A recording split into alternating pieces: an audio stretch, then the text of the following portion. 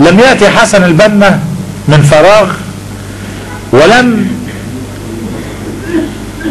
يحدث في أمر الدين شيئا وحدثا غريبا، إنما وجد انقساما وتشرذما وضياعا لأمة الإسلام، فأراد هذا الرجل أن يعيد الخلافة ويجدد الإسلام في قلوب المسلمين، وأن يعيد الدولة القوية المانعة والمنيعة التي تحقق غايات الإسلام ولا يجرؤ أي عدو مهما كان أن يمسها بسوء. ولا شك أن هذا العمل وهذا البناء يحتاج إلى خطوات. فكان حسن البنا، لم يكن حسن البنا اسم من قبيل الصدفة، وإنما قدر الله تعالى أن يكون اسمه البنا حتى يبني الرجال ليصنعوا هذه الحياة وهذه الغاية. فكان هذا الطريق وكانت هذه الرحلة التي لم تنتهي بعد، ولذلك أطلقت العنوان حسن البنا ورحلة لم تنتهي. لا أريد أن أطيل على حضراتكم، فقد أعددت فكرة هذا الفيلم السينمائي وهذا المسلسل التلفزيوني، لأنني وكوكبة من المتخصصين اجتمعنا ونوينا وبدأنا خطوات جادة بفضل الله تعالى لأن نعمل عملين: عمل نحو إنتاج فيلم سينمائي، وعمل نحو إنتاج مسلسل تلفزيوني. ونسأل الله تعالى أن يكون المسلسل التلفزيوني نراه في رمضان القادم. وبدأنا بفضل الله تعالى الخطوات، وهناك مجموعة من الترتيبات، وقد أعددنا فكرة سريعة وددنا أن نعرضها عليكم اليوم. ليس هذا هو الفيلم، إنما هو التصور الذي يتناول 3 أجزاء. جزء يصور المناخ والحياة الاجتماعية والسياسية والاقتصادية التي نشأ فيها حسن البنا،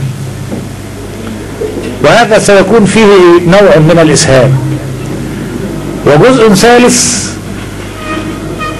يصور لنا كيف كانت المؤامرة من أجل وأد هذه الحركة ومحاولة القضاء على هذا الرجل الذي هو نواة لهذه الحركة وهذه المسيرة. والجزء الثاني وهو الذي يتناول سلوك وجوانب من شخصية حسن البنا في الدعوة، في الفكر، في الحركة، في الجهاد، في السياسة، في الاقتصاد، الجوانب الإنسانية، الجوانب الأسرية، كل ما يتعلق بشخصية حسن البنا حتى يعلم الناس طبيعة هذه الشخصية. وهذا تاريخ وهذا رصيد ينبغي أن يكون ثريا في ذهن العالم كله. وقد أثرنا في هذا الجزء الثاني ألا نتوسع فيه، لأن هذا هو سيكون محل الإنتاج الذي سنتناوله إن شاء الله في المسلسل التلفزيوني. أما الجزء الأول والجزء الأخير فهو فيه التركيز حتى يعلم الناس رتوشا حول شخصية الإمام البنا، ويكون مقدمة ومؤخرة لنعي تماما أن النشأة والخاتمة والمسيرة والسيرة إنما هي اكتمال لرحلة لشخص انتظم في خطوات جادة، فكون جماعة عاشت هذه الجماعة على درب النبي صلى الله عليه وسلم تحقق أهداف الإسلام وغايات هذا الدين، وهذا هو الذي يقلق أعداء هذه الأمة.